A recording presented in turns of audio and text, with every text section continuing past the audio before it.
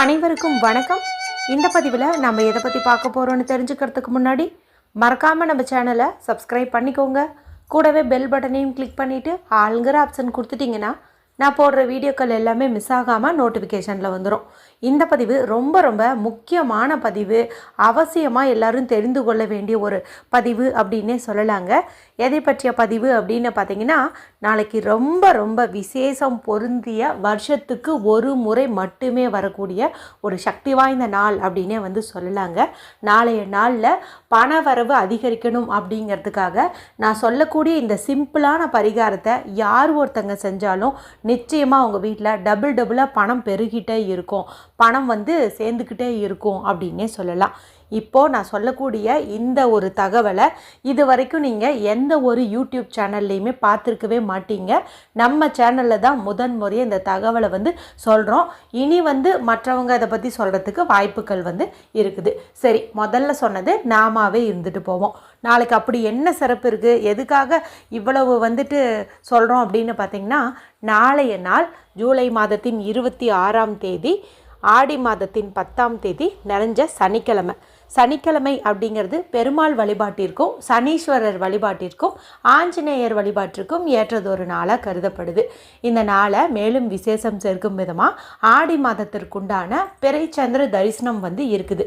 அதாவது 3ஆம் பிறை தரிசனம் இருக்குது. ஒவ்வொரு மாதத்துலேயும் சந்திரனுக்கு உரிய சிறப்பு வாய்ந்த நாட்கள்னு பார்க்கும்போது 2 நாட்களை சொல்லுவோம். ஒன்று பார்த்திங்கன்னா இந்த பிறைச்சந்திர தரிசனம், அடுத்தது பார்த்திங்கன்னா பௌர்ணமி. இது ரெண்டுமே நம்ம தெரிஞ்சுக்கணும் அப்படிங்கிறதுக்காகத்தான் கேலண்டர்லேயும் கூட இதை மென்ஷன் பண்ணி காட்டியிருப்பாங்க.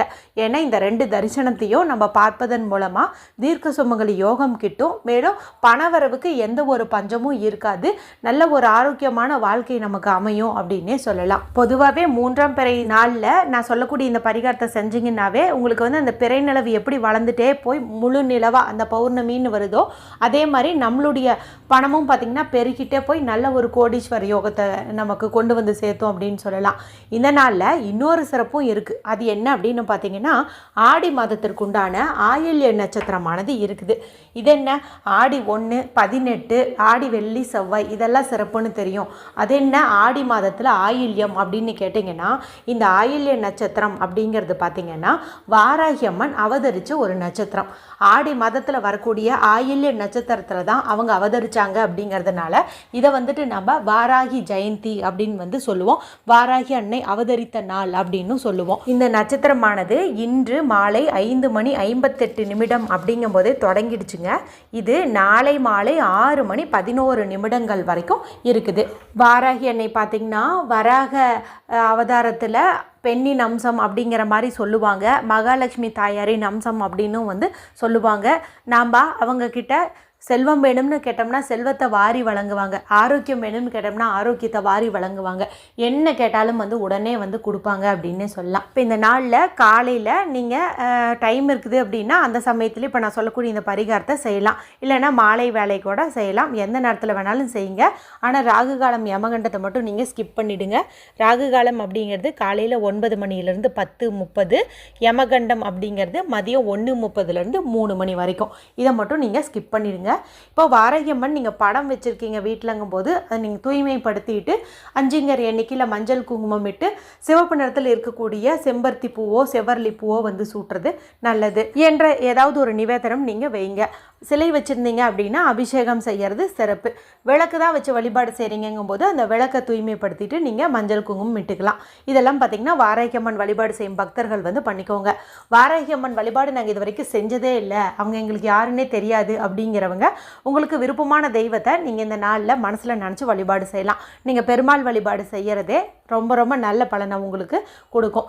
ஆனால் நான் இப்போ சொல்லக்கூடிய பரிகாரத்தை நீங்கள் எல்லாருமே செய்யுங்க. அதுவும் குறிப்பாக 2 பூக்கள் சொல்கிறேங்க. இந்த 2 பூவில் எது உங்களுக்கு நாளை மாலை 6:11 கிடைச்சாலுமே நீங்கள் மிகப்பெரிய அதிர்ஷ்டசாலி அப்படின்னே சொல்லலாம். அது என்ன பூ அப்படின்னு பார்த்தீங்கன்னா, பண வரவை அதிகப்படுத்தி தரக்கூடிய மருதாணி பூ. இந்த மருதாணி பூவை வச்சு நம்ம சனிக்கிழமை நாளில் ஒரு பரிகாரம் செய்கிறங்கும் போது அது 100% வந்து உடனேவே ரிசல்ட் கொடுத்துரும். ஏற்கனவே நம்மளுடைய சேனலில் இது போன்ற பதிவுகள் நிறைய வந்து போட்டிருக்கிறேன். அதனால் நீங்கள் மருதாணி பூ கிடச்சிச்சு அப்படின்னா அது வந்து எடுத்துக்கோங்க. இப்போ எல்லாருக்குமே இந்த மருதாணி பூ கிடைக்குமா அப்படின்னு பார்த்தீங்கன்னா அது கொஞ்சம் கேள்விக்குறி தான். அப்போது அந்த மாதிரி கிடைக்காதுன்னு நினைக்கிறவங்கெல்லாம் சிவப்பு நிற ஒற்றையடுக்கு செம்பருத்தி பூ இருக்குது இல்லையா, அது கிடச்சிச்சு அப்படின்னா கூட போதும். அது வந்து கண்டிப்பாக எல்லாருக்குமே வந்துட்டு கிடைக்கும். மேலும் இதுவும் பார்த்திங்கன்னா நல்ல ஒரு பணவசிய பொருள் அப்படின்னே வந்து சொல்லலாம். இந்த பூவை பயன்படுத்தி நம்ம நினச்ச காரியத்தை நடத்திக்கவும் முடியும், பண வரவை அதிகப்படுத்திக்கவும் முடியும். இப்போ இந்த 2 பூவில் ஏதாவது ஒரு பூ வந்துட்டு நீங்கள் எடுத்துக்கோங்க. ராகு காலம் யமகண்டம் இல்லாத ஏதாவது ஒரு நேரத்தில் நான் சொல்கிற இந்த பரிகாரத்தை வந்து செய்யுங்க. எந்த ஒரு கோடும் இல்லாத பியூரான அன்ரூல்டு ஒயிட் ஷீட் வந்து எடுத்துக்கோங்க. எந்த ஒரு கிறுக்கலும் இல்லாத மாதிரி பார்த்து எடுத்துக்கோங்க. இல்லைனா வெள்ளை நிறத்தில் ஏதாவது துணி வச்சுருந்தீங்க, பட்டு துணி, காட்டன் துணி இந்த மாதிரி ஏதாவது வச்சுருந்தீங்கனாலும் அதையும் கூட நீங்கள் வந்துட்டு எடுத்துக்கலாம். அடுத்ததாக பச்சை நிறத்தில் இங்கு வரக்கூடிய பேனா, ஸ்கெட்ச் பென்சில், மார்க்கர் வந்து ஒன்று எடுத்துக்கோங்க. அடுத்ததாக ஒன்றா மருதாணி பூ இல்லைன்னா இந்த செம்பருத்தி பூ, 2 பூவில் ஏதாவது ஒரு பூவை நீங்கள் எடுத்துக்கோங்க. அடுத்தது எதுக்காக இந்த பரிகாரத்தை செய்கிறோம்? பண வரவு அதிகரிக்கணும் அப்படிங்கிறதுக்காக. அதனால் ₹1 நாணயம் ஒன்றே எடுத்துக்கோங்க. இதை பரிகாரத்துக்கு யூஸ் பண்ணுறதுக்கு முன்னாடியே சுத்தமான தண்ணியில் கழுவிட்டு ஒரு காட்டன் கிளாத் வச்சு தொடச்சிக்கோங்க. இப்போ தேவையான பொருட்கள் எடுத்துகிட்டு வீட்டில் அமைதியான இடத்துல உட்காந்துக்கோங்க.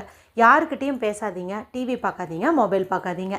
மனசை நல்லா ரிலாக்ஸ் பண்ணிக்கோங்க. வடக்கு திசை, நார்த்து ஃபேஸிங் பார்த்த மாதிரி உட்காந்துக்கோங்க. இப்போ நீங்கள் எடுத்து வச்ச பேப்பரில் இப்போ நான் ஸ்க்ரீனில் காட்டுறேன் பாருங்கள். இது அபரிமிதமான செல்வ வளத்தை ஈர்த்து கொடுக்கக்கூடிய அற்புதமான சிம்பலுங்க. இந்த சிம்பலை நீங்கள் இந்த பேப்பரில் வந்துட்டு வரைஞ்சிக்கணும். அடுத்தது இந்த ₹1 நாணயம் இருக்குது இல்லையா, இந்த ₹1 நாணயம் அது கூட இந்த மருதாணி பூவோ செம்பருத்தி பூவோ ஏதாவது ஒன்று எடுத்து உங்களுடைய இடது உள்ளங்கையில் வச்சுக்கணும். வலது கை கொண்டு மூடிக்கணும். இப்போ கண்களை மூடி உங்களுக்கு விருப்பமான தெய்வத்தை நீங்கள் வேண்டிக்கலாம். வாராகி அம்மனை வேண்டிக்கலாம், பெருமாளை வேண்டிக்கலாம், மகாலட்சுமி தாயாரை வேண்டிக்கலாம். எனக்கு நல்ல ஒரு செல்வ செழிப்பு உண்டாகணும், பணம் பெருகிட்டே இருக்கணும், வீட்டில் எப்போதுமே பணம் தங்கணும் அப்படின்னு மனதார வந்துட்டு நீங்கள் வேண்டிக்கோங்க.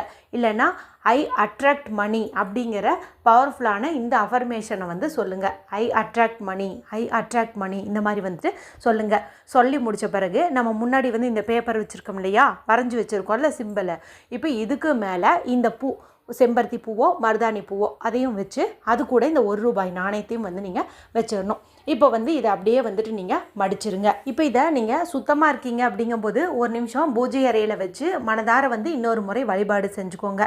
பீரியட்ஸ் டைமில் இருந்தீங்க அப்படின்னா இப்போவே நீங்கள் இதை எடுத்துகிட்டு போயிட்டு உங்களுடைய பர்ஸ்லேயோ பீரோலையோ எங்கே பணம் வைப்பீங்களோ அங்கே வந்துட்டு நீங்கள் இதை வச்சுக்கலாம். பூஜை அறையில் வச்சவங்களும் 2 நிமிஷம் கழித்து இதை உங்களுடைய பர்ஸ்லேயோ பீரோலையோ வந்துட்டு வச்சுக்கோங்க.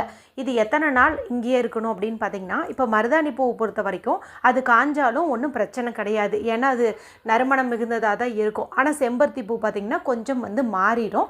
அதனால் மருதாணி பூ வச்சவங்க 1 மாதம் கழித்து நான் சொல்கிற மாதிரி நீங்கள் அதை டிஸ்போஸ் பண்ணணும். செம்பருத்தி பூ வச்சவங்க 15 நாட்கள்லேயே கூட நீங்கள் இதை வந்து நான் சொல்கிற மாதிரி டிஸ்போஸ் பண்ணிடணும்.